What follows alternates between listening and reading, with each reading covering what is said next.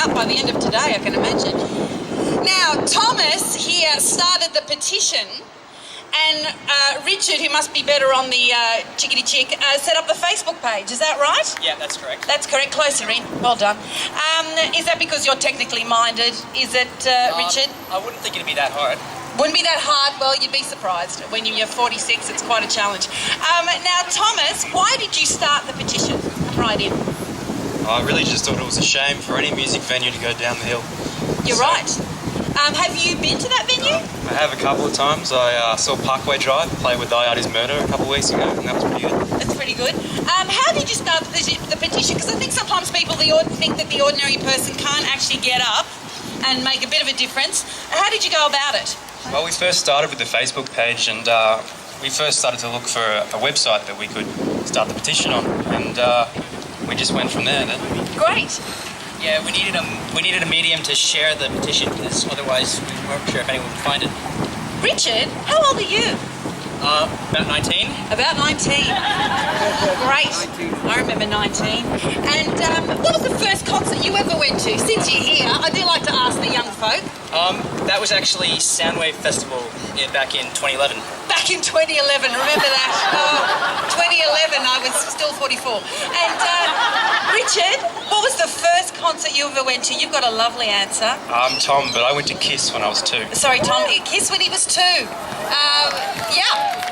Yeah. Parents, was it that took you? No, it was my uncle. Uncle, yeah, there's always an uncle there, isn't there? Goes 2-year-old. Great, Kiss, that's for you. Ladies and gentlemen, give it up for these two magnificent boys who made this thing start. Thank you, boys.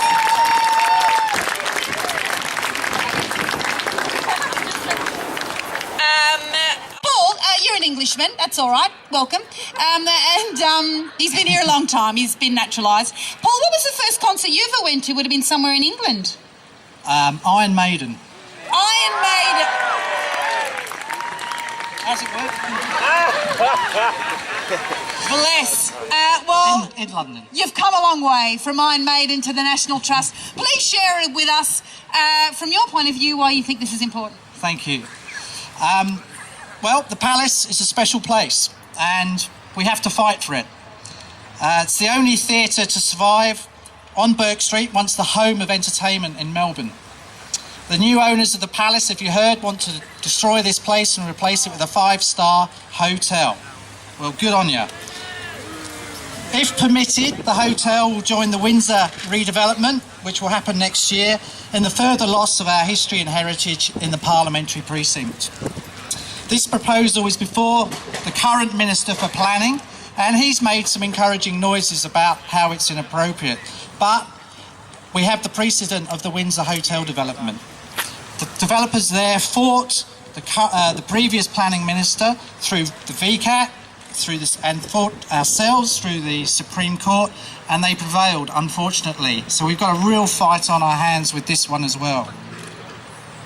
The National Trust, we warned what would happen with the Windsor, what a precedent it would set, and unfortunately we're now starting to see that forecast come true with this development. So as a community, you know, we have to gather again and we have to fight, and it's fantastic to see so many people here today. The reaction of the community seems to be compelling and overwhelming. We have a big fight, and we encourage you to all get involved. What of the Palace itself as the building? Well, it was built in 1916 as Brennan's Amphitheatre. The facade was significantly altered in the 1950s to its current appearance, and it became, as we heard, the Metro nightclub in 1986. Historically, the interior of the theatre is amongst the most intact and the oldest theatres in the state of Victoria. It's significant, it's worth preserving, and it's worth keeping alive. It's the only theatre to survive on Burke Street, as we said. Now, what do the developers say? The developers say that the top of Burke Street is an exciting and authentic part of Melbourne. Well, we agree. Welcome to Melbourne. What else do the developers say? Well, they say that the area is tired, inactive and run down. Well, we say they're wrong. They've clearly never been to a gig at the Palace Theatre.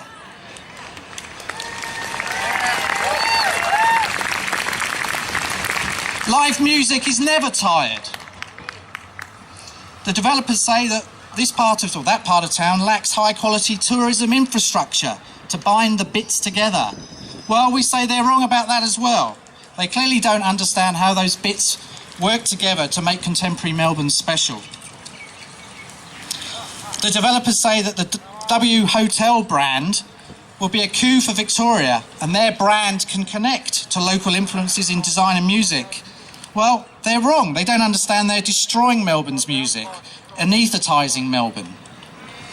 The developers say they want their five-star guests to have an insider's view of the city.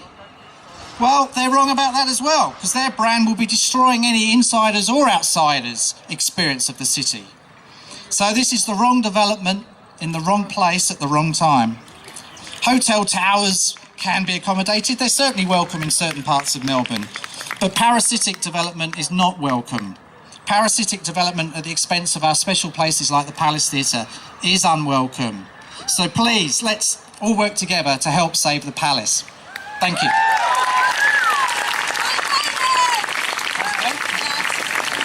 Hi, Maiden! Yes! Oh, that's a bit sad. Don't clap louder for that than the other thing. Thank you, Paul, the wrong development. Yes, it's interesting, isn't it? Apparently it's tied up here. I bet you none of them actually live here, but still, they wouldn't know what they're talking about. Also, 5-star doesn't equal excitement, always, I find. Bland, exactly. 5-letter word, 5-star word. Excellent. Now, look, you may have seen Chris Thrum on the streets. He's a busker. He's down there always playing music. He's also an interested citizen, as we all are. And interested citizens can get on the internet and look up stuff for themselves. I think we're well and truly aware now that it really is up to people power sometimes. And, you know, governments don't control us. We should control the government and tell them what we need and what we think. And Chris has done a lot of detailed searching and work, so I just wanted to have a bit of a chat to him. Please welcome Chris Thrum. I'll take the little microphone, Chris. You can have the tall one. Thank you, Julia. My pleasure. Now, Chris, what's your involvement in this? You've been quite chickadee-chick on the Facebook and on the internet and found a lot of detail about the development. Yes, Julia, we've been looking into the certain specific details of this project, but first of all, can we all give another big hand to the people who started the Facebook page and also the petition, because for them, they started the initial push. They had the guts to actually put their names on the line and stand up and fight for live music. Now, in regards to this development, it's a good development, okay. W Hotels is a magnificent worldwide brand. However, as Matthew Guy has already indicated, as brilliant as W Hotels are, and as magnificent as the architectural design is by Bandt Smart, it is in the wrong location. The building is too tall. Even with the adjustment of reducing it by 28 metres, this building is too tall, and as Planning Minister Matthew Guy has already indicated, it's in the wrong place. Now, they wanted to build it very high, and they found a solution for that. What was their solution instead of having it too high, which no one wants? They've come up with a brilliant plan. What is it? They do have a brilliant plan, yes. Julia. Brilliant. The plan is, if people could look behind me and see the Princess Theatre, okay, just 1 or 2 metres above the Princess Theatre's height, that is the height control limit for the Burke Hill precinct on where we're gathered now. Correct. So what they intended to build originally was a building of almost 100 metres. Mental.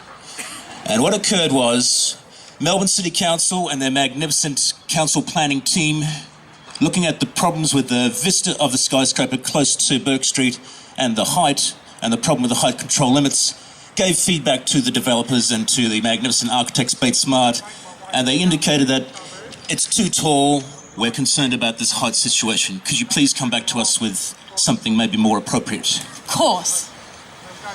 So Bandt Smart came back with a design that was 28 metres less. It's still 72 metres, which is like 49 metres above the height control limit. And also too, they decided that they'd push the skyscraper 3 metres closer to Burke Street. Genius. And reminding you too that there was concern from the vista from Exhibition Street and Russell Street of a skyscraper blocking Parliament House.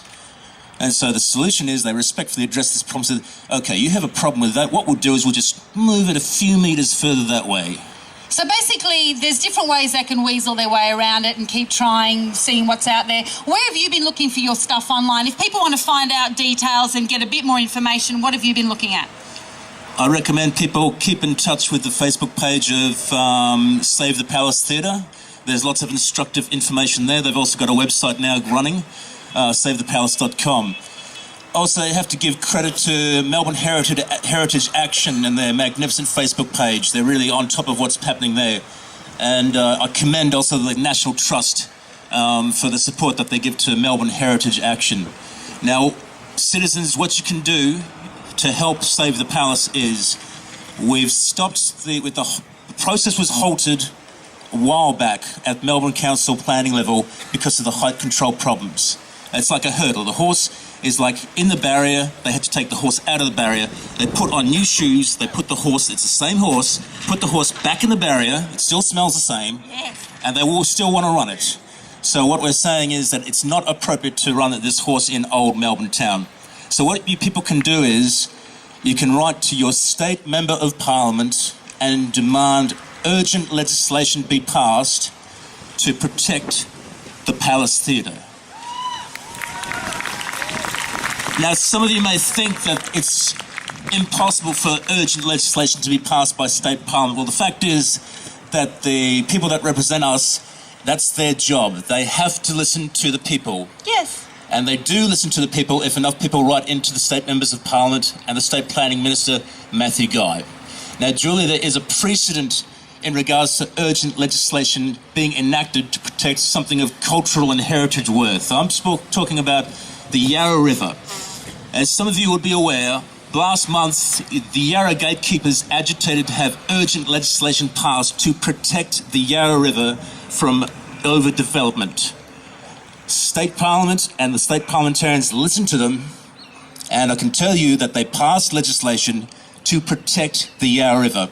All you have to do is do the Google search, Yarra River, Yarra gatekeepers, or like river keepers, and urgent legislation, and you'll find that the state parliament listened to the people and they passed legislation to protect the Yarra River from overdevelopment. So what you can do is you guys can write to your state members of parliament and you can write to the planning minister, Matthew Guy, and like the Yarra River, demand that the Palace Theatre be protected because of its cultural and heritage worth. Thank you very much, Chris Thrum. You can see him in the city. Thank you, Julia, and thank you all for turning up today. Thank you, Chris. Yeah, instead of just, looking at cats on the internet, go and look at something a bit interesting. Cats, so dull after a while. And I'm a cat person, so,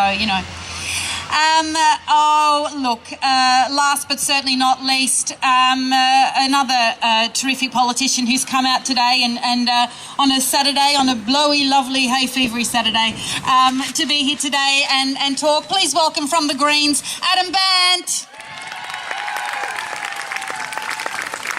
Adam, what was your first concert? I'm dying to know.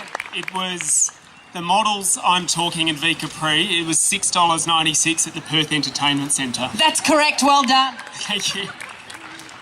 Look, it's great to see so many of you here on a weekend, here in the federal electorate of Melbourne that I am lucky enough to represent, and I want to acknowledge the traditional owners of the land that we're meeting on. What you're doing here is vitally important, not just for the Palace or the Metro as I know it, but for the future of Melbourne, because the rule at the moment seems to be that if you find a vacant piece of land somewhere here in the inner city, or you find an old warehouse, or you find a building that's older than about 10 or 15 years old, knock it down and build the tallest, most expensive thing that you can on top of it. And we're at the stage in Melbourne and in Victoria where there is no planning in planning.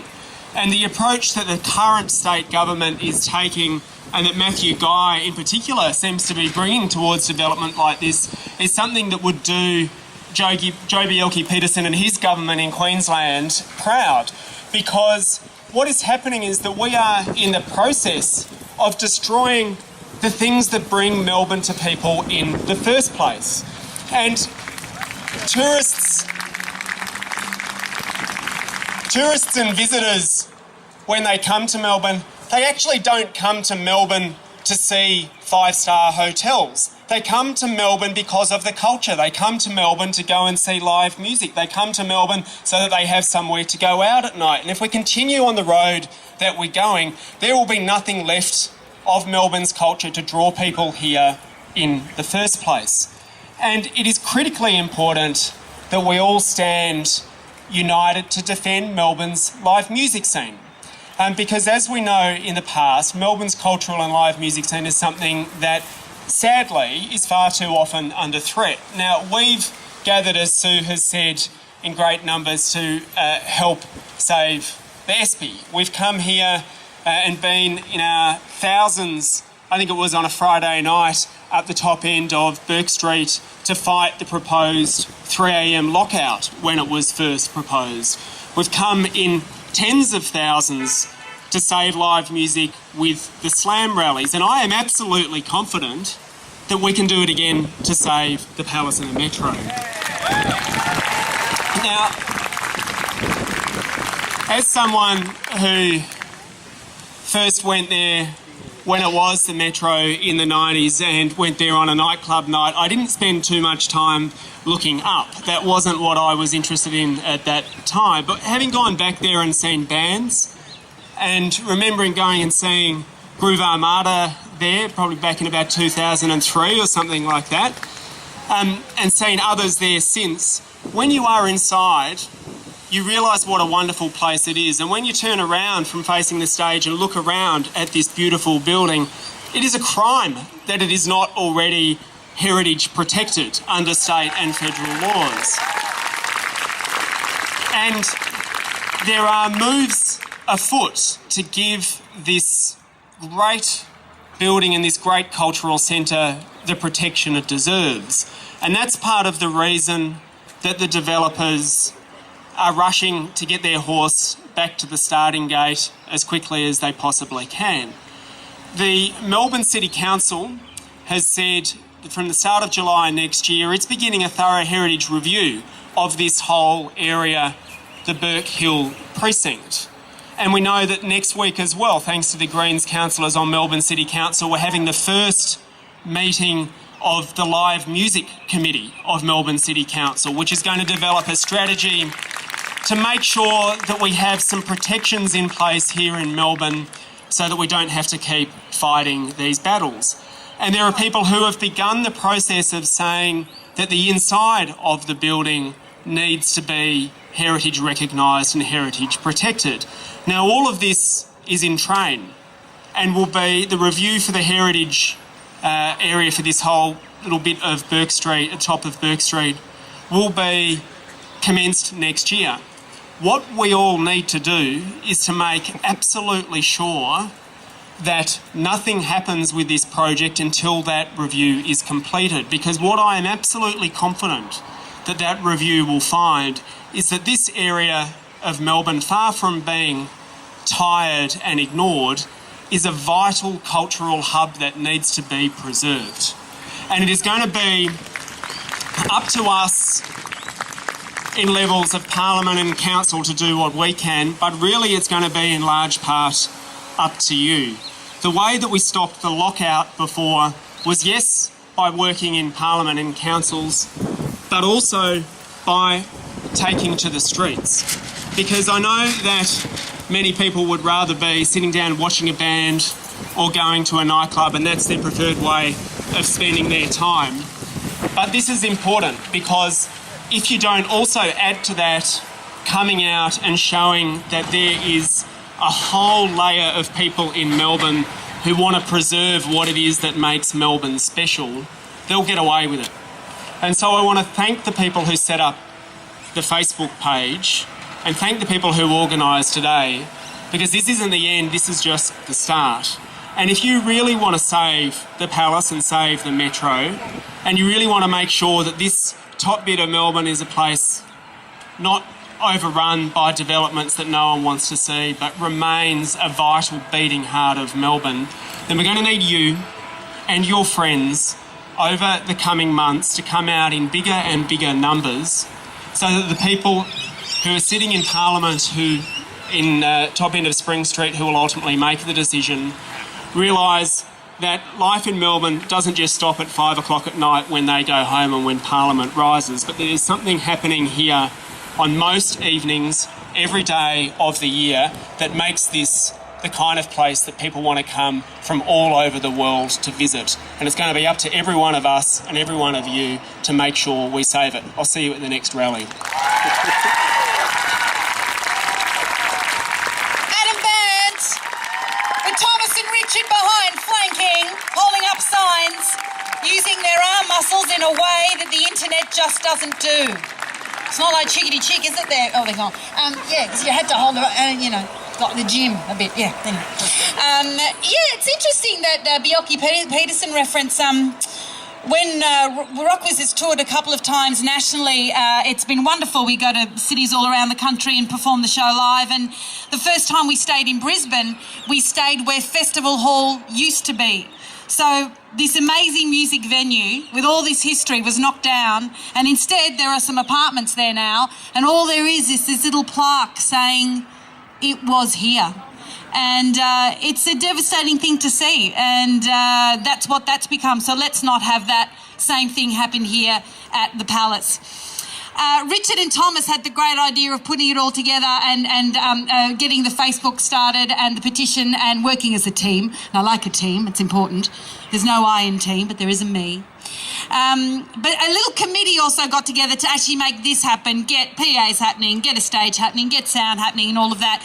And I'd like them to come up and just wrap up and tell you how you can still keep this fight going and where to get your info from. The committee is Mike, Rebecca, Tanya and Alistair. Please welcome them to the stage. Woo! So I'm trying both out. Up you get. All yours. Rebecca, Al, Tanya, Michael, thank you everyone for coming out today. We just want to, firstly thank you all for coming. And we want to thank Andrew from Light and Sound, Peter from EPP for the generator, Phil and Brett who set up all of this, Caitlin Pepper who has done our flyers and our posters that you've been seeing around. Shout out loud for getting them all printed and distributed around cafes in Brunswick and the city. Rob Tennant from Abacus Graphics who donated some large format posters you may have seen in Smith Street. And George from Rock Posters who got those out on the streets. Alistair from Bendigo Bank who set up a bank account for us, which we're hoping we can get some donations to fund all of this stuff. Chloe, our photographer, for organising the whole team there. Ben Colley and Red Sky Music who are filming here today. Our volunteers who have been going around collecting donations, marshalling people and just here to morally support us. Melbourne Heritage Action and especially Tristan. And to our speakers, Paul Rosa from National Trust, Adam Bandt and Sue from the Greens and Chris Throm and Louise and Owen for performing, and of course our wonderful MC Julia Zamiro. We ask that you all stay tuned online. We'll be updating the page and website regularly, so keep up to date there. Make sure your friends are signing the petition. We've got some blank objection letters here at the table to send into the planning department to oppose this awful construction. So feel free to get down and fill one of those out, and thank you everybody for coming and your ongoing support in the future. Well done them. Now remember, if you enjoyed what you saw here today, please, please, please go and tell every single person that you know. And if you didn't, well, a little bit of shush. Because nobody likes a whinger. All right, have a great Saturday and keep up to date with what's going on. See you.